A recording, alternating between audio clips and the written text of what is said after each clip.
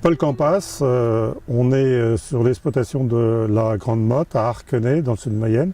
Ici, l'exploitation fait 68 hectares. La production principale, ce sont les volailles label de Loué, 4 bâtiments avec 4 espèces différentes de production avicole, avec une production de céréales, blé, orge, colza, maïs, et une production de pommes à cidricole. On est ici dans une parcelle de colza avec une culture associée de pois.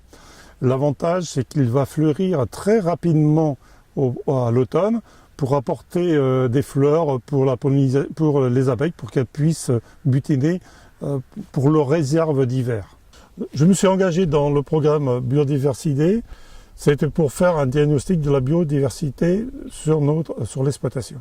En particulier pour compter les abeilles, pour être bien conscient de ce qui existe au point de vue auxiliaire sur l'exploitation. Et avec les chasseurs, ça nous a permis de faire un comptage des perdrix, même si je ne suis pas chasseur. En lien avec les chasseurs sur l'exploitation, on a mis en place un égrenoir pour nos perdrix et aussi pour les faisans. En 1984, lors de mon installation, nous avons arraché environ 2 km de haies qui m'empêchaient de travailler en grande culture. Et aujourd'hui, nous sommes à un solde positif de plus de 3 km de haies replantées. On a plusieurs avantages à ces haies, c'est qu'on favorise la biodiversité de nos auxiliaires, aussi bien les oiseaux que les insectes. Par expérience, on le sait que nos auxiliaires vont coloniser nos parcelles jusqu'à 70 mètres.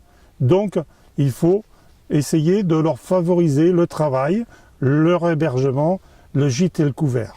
Nous avons préparé cette bande de terrain pour planter une haie en plein milieu de parcelle, mais à une distance bien précise d'une autre haie qui va être plantée aussi, qui a été préparée en même temps, à une distance de 50 mètres exactement, pour le passage de nos engins agricoles, du travail du sol en particulier.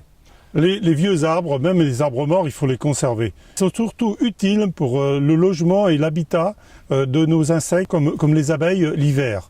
C'est un réservoir très important et un lieu pour nos mésanges en particulier, tout à fait naturel.